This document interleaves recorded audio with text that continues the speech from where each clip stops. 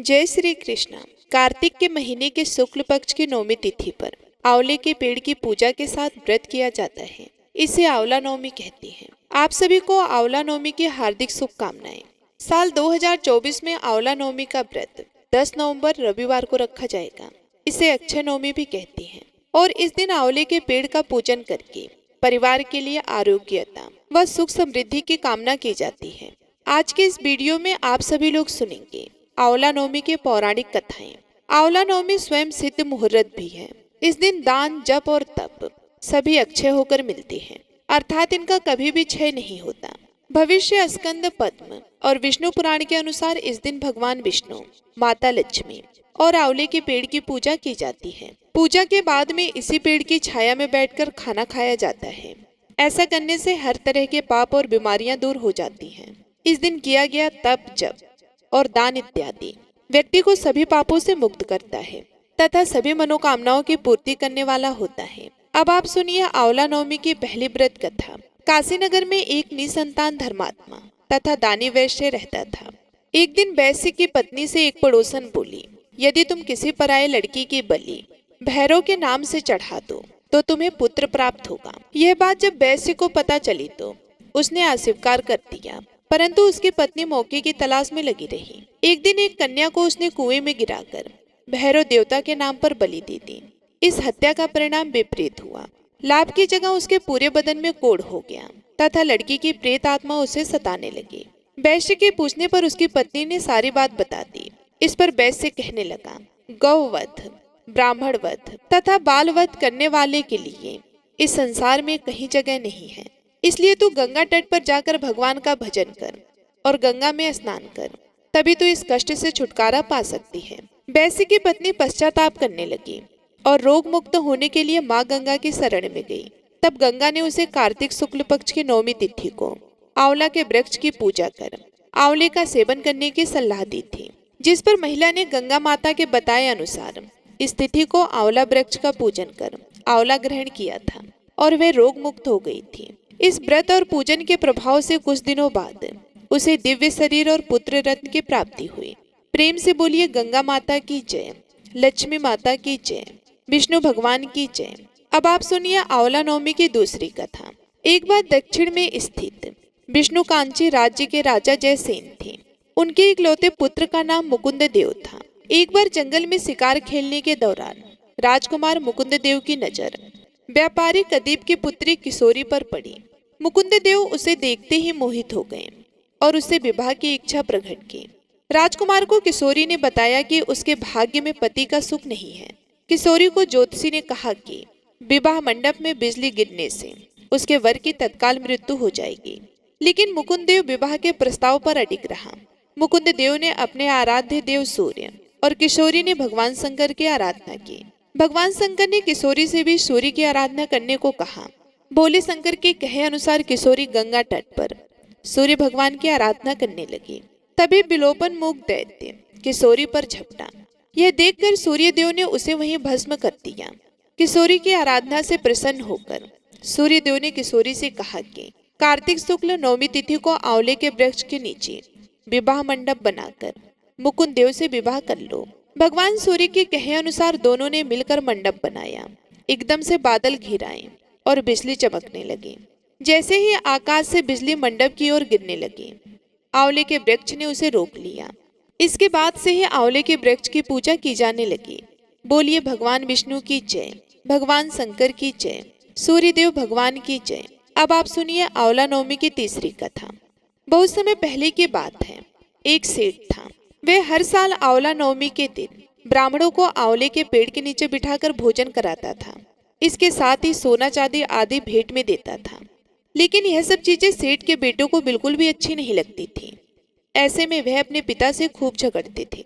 इन सब चीजों से तंग आकर सेठ ने घर छोड़ दिया और दूसरे गांव में जाकर बस गया। इसके साथ ही जीवन यापन के लिए उसने एक छोटी सी दुकान रख ली। इसके साथ ही उस दुकान के आगे एक आंवले का पेड़ लगाया। भगवान की कृपा इतनी हुई कि उसकी दुकान खूब चलने लगी। इसके साथ ही उसने अपने नियम को ना तोड़ते हुए हर साल आंवला नवमी के दिन विधिवत पूजा करने के साथ ब्राह्मणों को भोजन कराकर दान दिया। वहीं दूसरी ओर सेठ के पुत्रों का व्यापार ठप हो गया।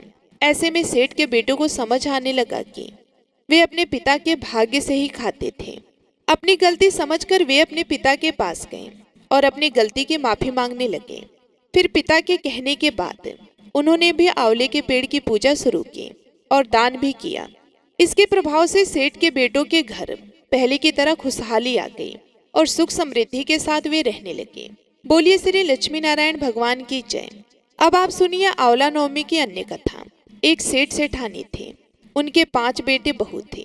सेठ सेठानी बहुत ही धार्मिक प्रवृत्ति के थे और दानवीर भी थे। सेठ जी खूब धनवान थे।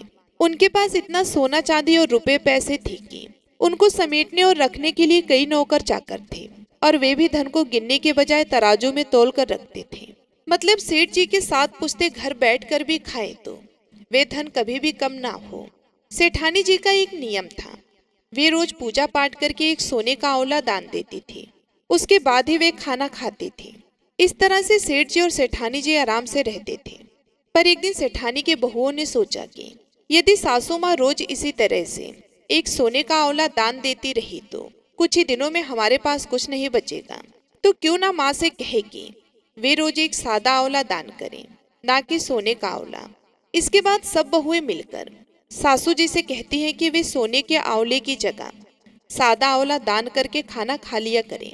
सेठानी जी उनकी बात मान लेती हैं और रोज एक सादा आंवला दान करने लग जाती हैं। पर कुछ दिनों बाद उनकी बहुओं को सेठानी जी का वह सादा आंवला भी दान करना अखरने लगता है और वे सासू जी को आंवला देने से मना करती हैं। तो सेठ जी और सेठानी जी बहुत ही दुखी हो जाते हैं और वे अपना घर छोड़कर निकल जाते हैं। सेठ जी और सेठानी जी चलते चलते जंगल में पहुंच जाते हैं और उस दिन सेठानी जी ने आंवला दान नहीं किया था, अतः उन्होंने खाना भी नहीं खाया था। जंगल में पहुंचते पहुंचते रात हो जाती है। सेठ और सेठानी जी वहीं एक घने पेड़ के नीचे सो जाते हैं। भगवान सोचते हैं कि आज मुझे मेरे भक्त का मान रखना पड़ेगा और जहाँ सेठ जी सेठानी जी सोते हैं वहाँ भगवान की कृपा से एक सोने के आंवले का पेड़ आ जाता है। सुबह वहाँ कई सोने के आंवले जमीन पर पड़े थे।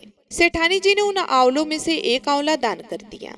फिर सेठ और सेठानी जी ने अपने लिए खाना बनाकर खाना खाया और वे दोनों वहीं पर अपना घर बनाकर रहने लगे। धीरे धीरे सेठ जी का व्यापार बढ़ने लगता है और वापस उनके पास खूब धन हो जाता है और सेठानी जी फिर से रोज एक सोने का आंवला दान देने लग जाती हैं। इधर सेठ जी और सेठानी जी के घर से निकलते ही उनके बेटों और बहुओं में आपस में झगड़ा होने लगता है और इस कारण उनके व्यापार में घाटा होने लगता है और सारी पूंजी खत्म हो जाती है। उन्हें मजदूरी करने के लिए निकलना पड़ता है और वे घूमते घामते काम की तलाश में वहां पहुंच जाते हैं जहां सेठ जी और सेठानी जी रहते थे। वहां सेठ जी का भवन का निर्माण कार्य चल रहा था। उसमें उनके बेटे बहुए भी सामान उठाने का काम करते थे। वहां उन्हें सेठानी जी के सोने का आंवला दान देने की बात पता चलती है तो एक बार उनके मन में आता है कि कहीं यह हमारे माता पिता तो नहीं है। पर फिर वे सोचते हैं कि हमारे माता पिता के पास तो कुछ भी नहीं था, वे कैसे हो सकते हैं। एक दिन वे सेठ जी को देख लेते हैं तो उनके बेटे बहुए उनके पास जाते हैं और उनसे माफी मांगते हैं कि हमें आप माफ कर दो, हम पैसों के लालच में अंधे हो गए थे और हमारी लालच में आपको घर छोड़ना पड़ा, जबकि हमारे घर में जो भी था वे आपकी किस्मत का था। सेठ जी ने उन्हें माफ कर दिया और सब बेटे बहुए पुनः सेठ जी और सेठानी जी के साथ रहने लगे। हे भगवान, जैसे आपने सेठ और सेठानी को दिया वैसे ही कहानी कहने वाले, कहानी सुनने वाले और हुकार भरने वालों को सबको देना। प्रेम से बोलिए माता लक्ष्मी की जय, भगवान विष्णु की जय, सभी देवी देवताओं की जय। अब आप सुनिए आंवला नवमी और शंकराचार्य जी की कथा। इस कथा के अनुसार एक बार जगत गुरु आदि शंकराचार्य भिक्षा मांगने के लिए कुटिया के सामने रुके। वहां पर एक बूढ़ी औरत रहती थी जो अत्यंत गरीबी और दयनीय स्थिति में थी। शंकराचार्य जी की आवाज सुनकर वह बूढ़ी औरत बाहर आई। उसके हाथ में एक सूखा आंवला था। वे बोली कि महात्मा, मेरे पास इस सूखे आंवले के सिवाय कुछ भी नहीं है जो आपको भिक्षा में दे सकूं। शंकराचार्य जी को उसकी स्थिति पर दया आ गई और उन्होंने उसी समय उसकी मदद करने का प्रण लिया। उन्होंने अपनी आंखें बंद कर दी और मंत्र रूपी 22 श्लोक बोले। ये 22 श्लोक कनकधारा स्तोत्र के श्लोक थे। इससे प्रसन्न होकर माँ लक्ष्मी ने उन्हें दिव्य दर्शन दिए और कहा कि हे शंकराचार्य, इस औरत ने अपने पूर्व जन्म में किसी भी वस्तु का दान नहीं की थी। यह अत्यंत ही कंजूस थी। और मजबूरीवश कभी किसी को कुछ देना ही पड़ जाए तो यह बुरे मन से दान करती थी। इसलिए इस जन्म में इसकी यह हालत हुई है। यह अपने कर्मों का फल भोग रही है, इसलिए मैं इसकी कोई सहायता नहीं कर सकती। शंकराचार्य ने देवी लक्ष्मी की बात सुनकर कहा कि हे महालक्ष्मी, इसने पूर्व जन्म में अवश्य ही दान धर्म नहीं किया है, लेकिन इस जन्म में इसने पूर्ण श्रद्धा से मुझे ये सूखा आंवला भेंट किया है। इसके घर में कुछ नहीं होते हुए भी इसने यह मुझे सौंप दिया। इस समय इसके पास यही सबसे बड़ी पूंजी है। क्या इतना भेंट करना पर्याप्त नहीं है? शंकराचार्य की इस बात से देवी लक्ष्मी प्रसन्न हुई और उसी समय उन्होंने गरीब महिला की कुटिया में स्वर्ण के आंवला की वर्षा कर दी। हे महालक्ष्मी, जिस प्रकार आप बुढ़िया माई पर प्रसन्न हुई, वैसे ही सब पर प्रसन्न होना। बोलिए लक्ष्मी माता की जय। पुराणों में एक कथा मिलती है। इस कथा के अनुसार एक बार देवी लक्ष्मी जी पृथ्वी पर निवास करने के समय भगवान विष्णु और भगवान शिव दोनों की ही पूजा एक साथ करना चाहती थी। लक्ष्मी जी ने बहुत विचार किया कि एक साथ भगवान विष्णु और भगवान शिव की पूजा कैसे हो सकती है। तुलसी जी और बेल के गुड़ एक साथ आंवले के वृक्ष में पाए जाते हैं और आंवला भगवान शिव और भगवान विष्णु का प्रतीक होता है। ऐसे में तुलसी जी भगवान विष्णु को प्रिय हैं और बेल भगवान शिव को। आंवले के वृक्ष को भगवान विष्णु जी और शिव जी का प्रतीक मानकर फिर लक्ष्मी जी ने आंवले के वृक्ष की पूजा की और पूजा से प्रसन्न होकर भगवान विष्णु और शिव जी वहां प्रकट हुए। लक्ष्मी जी ने आंवले के वृक्ष के नीचे भोजन पकाकर भगवान विष्णु और भगवान शिव को भोजन कराया। इसके बाद स्वयं भी भोजन किया और जिस दिन यह घटना घटित हुई थी उस दिन कार्तिक शुक्ल पक्ष की नौमी तिथि थी। कहते हैं कि तभी से इस दिन आंवला पूजन की परंपरा आरंभ हुई। अब सुनिए गणेश भगवान की कथा। एक बहुत ही गरीब और अंधी बूढ़ी माई थी। उसका छोटा सा परिवार था जिसमें उसका बेटा और एक बहू रहती थी। बूढ़ी माई की गणेश भगवान में बहुत ही श्रद्धा थी। वे हमेशा गणेश जी की पूजा किया करती थी। तो एक रोज गणेश जी ने कहा कि बूढ़ी माई, कुछ तो मांग, मैं तेरी पूजा से बहुत ही प्रसन्न हूँ। तो बूढ़ी माई ने गणेश जी की बात सुनकर कहने लगी कि हे गणेश भगवान, मुझे तो मांगना ही नहीं आता है, मैं तुमसे क्या मांगूं। तो गणेश जी कहने लगी कि कोई बात नहीं, आज तुम घर पर अपने बेटे बहू से पूछ कर आ जाना, कल मैं फिर आऊंगा, तब मुझे बता देना कि तुम्हें क्या चाहिए। तो बुढ़िया ने कहा ठीक है और वे बड़ी ही खुशी खुशी अपने घर आई।